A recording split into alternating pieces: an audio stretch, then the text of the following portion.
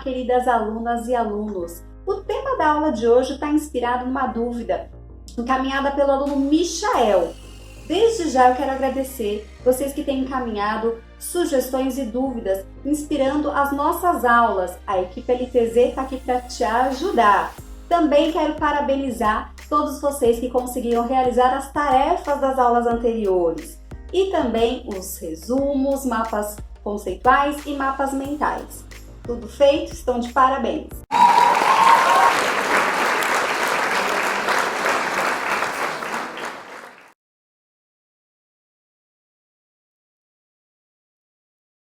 Para quem não me conhece, para quem eu não conheço, eu sou a professora Letícia, faço parte da equipe LTZ, ministrando cursos preparatórios há mais de 7 anos. A aula de hoje, a gente vai ter a dúvida do Michael. Vamos lá! O Michael pergunta aqui, como entender a não obrigatoriedade de 200 dias letivos, atendendo às peculiaridades locais, inclusive climáticas e econômicas.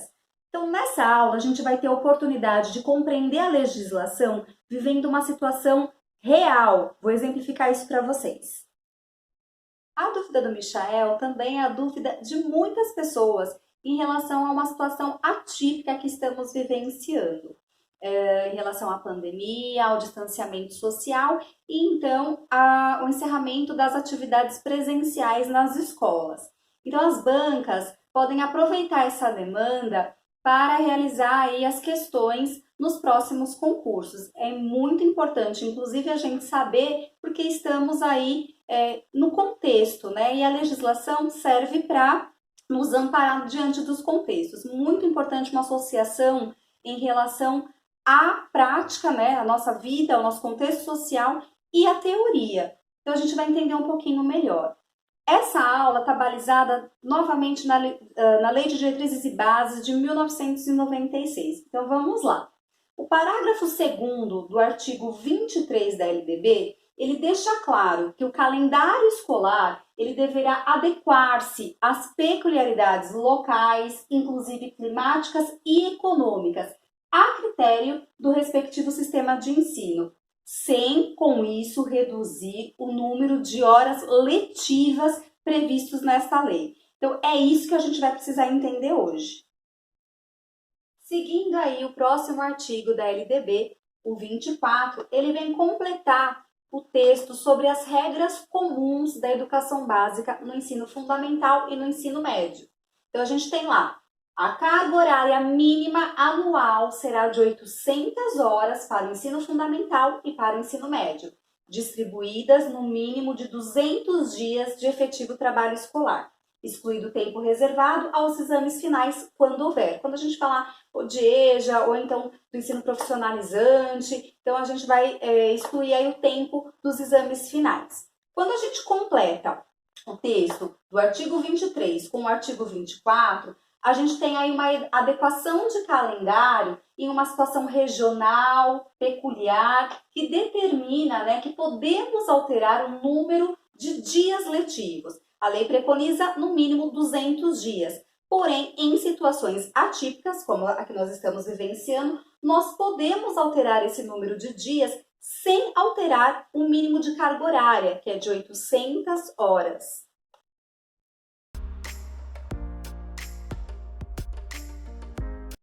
Para a gente conseguir fazer a associação, né, da prática com a teoria, o que preconiza a lei, a gente vai aqui buscar a ajuda da matemática, tá? Para a gente ter essa compreensão.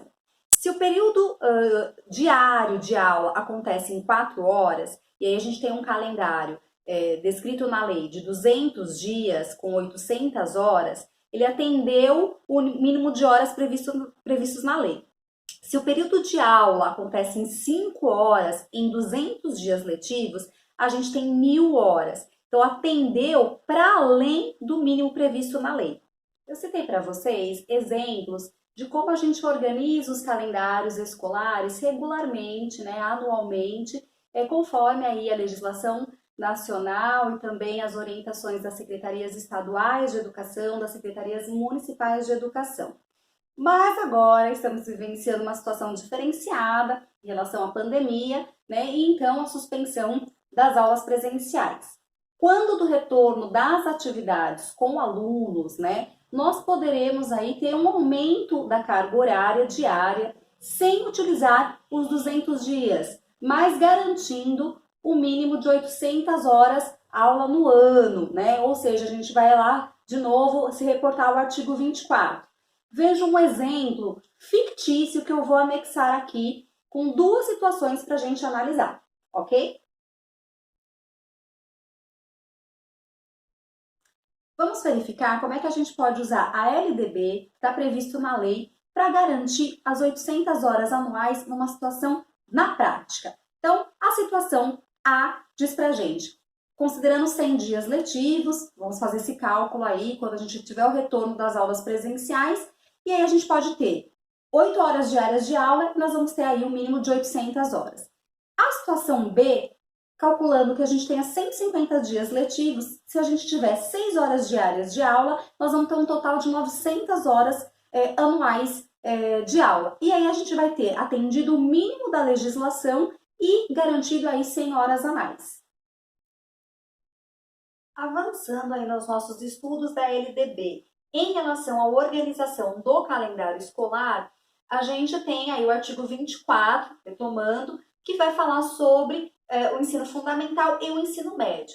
Mas quando a gente vai ler mais para frente o artigo 31, ele vai dizer das regras comuns também para a educação infantil. Então, a gente tem lá a mesma regra, 200 dias letivos com no mínimo 800 horas anuais.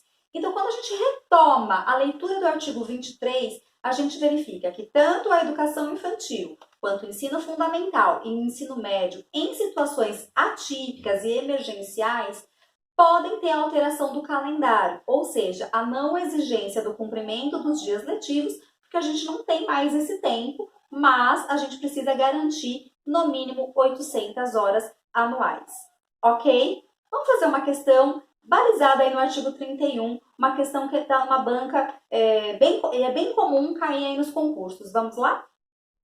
Algumas bancas têm utilizado questões com artigos que demandam a questão da carga horária e da organização do calendário. Isso é muito comum, então presta bem atenção que hoje a gente vai exercitar, ok?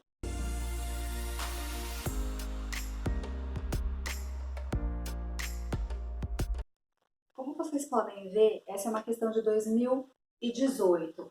A banca deixa amplo enunciado sobre a legislação educacional vigente. Mas quando ela pergunta sobre a organização da carga horária na educação infantil, ela está se referindo ao artigo 31 da LDB, que vai determinar aí a organização de calendário e também a carga horária nessa etapa da educação básica. Então, a alternativa 1, ela vai trazer para a gente com atendimento à criança de no mínimo 6 horas diárias para o turno parcial e de igual ou superior a 10 horas diárias para a jornada integral. Realmente, o artigo 31 vai balizar o turno parcial e a jornada integral na educação infantil, porém vai trazer no mínimo de 4 horas do turno parcial e no mínimo 7 horas para a jornada integral. Então, este texto tem uma pegadinha e é a quantidade de horas. Fiquem atentos, a alternativa está errada. Depois a gente tem como todo atendimento à educação básica está organizado em tempo parcial ou integral. E aí a gente tem uma especificidade na educação infantil. O ensino fundamental é progressivamente ampliando aí a jornada para tempo integral. Esse texto também está incompleto, considerando a jornada integral com no mínimo de 10 horas. Outra pegadinha novamente em relação à carga horária.